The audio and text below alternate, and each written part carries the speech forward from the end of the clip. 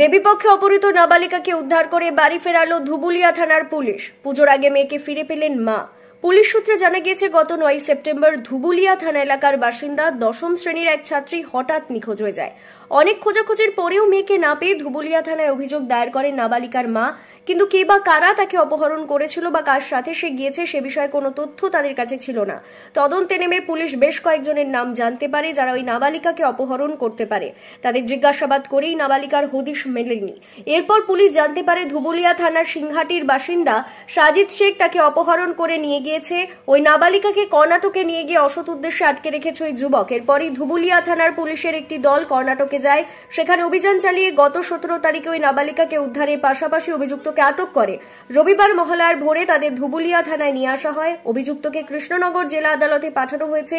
দেবীপক্ষে মেয়েকে ফিরে পেয়ে খুশি নাবালিকার পরিবার। ব্যুরো রিপোর্ট, জি নিউজ বাংলা।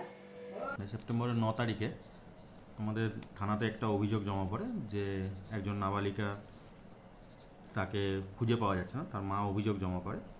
তার ভিত্তিতে থানায় একটা স্পেসিফিক কেস শুরু করা হয় এবং সাব ইন্সপেক্টর আসাদুর রহমান তাকে এই কেসে তদন্তভার দেওয়া হয়।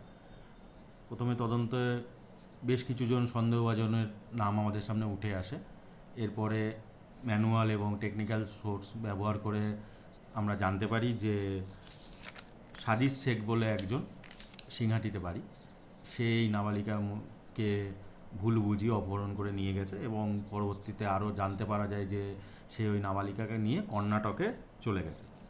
এরপরে আমরা স্পেশাল টিম তৈরি করি, তদন্তকারী অফিসার এবং লেডি কনস্টেবল নিয়ে টিম যায় কর্ণাটকে এবং সেই কর্ণাটকে কপ্পাল ডিস্ট্রিক্টের মুনিরাবাদ থানার আন্ডার থেকে সেই মেয়েটিকে 17 তারিখে উদ্ধার করা হয় এবং তার সাথে যে তাকে নিয়ে গেছিলো সাজিদ শেখ তাকেও অ্যারেস্ট করা হয়।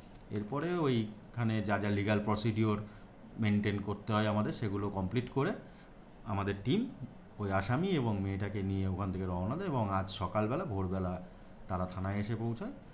এখন আমরা বাকি যে প্রসিডিওর রয়েছে ছেলেটাকে আজকে আসামিকে আজকে আমরা কোর্টে ফরওয়ার্ড করব এবং যে মেয়েটা তাকে ওখানেও সিডাব্লিউসিতে প্রোডাকশন করিয়ে নিয়ে আসা হচ্ছে এবং এখানেও সিডাব্লিউসি প্রোডাকশন এবং পরবর্তী যা যা ইনভেস্টিগেশনের স্টেপগুলো আছে আমরা নেব।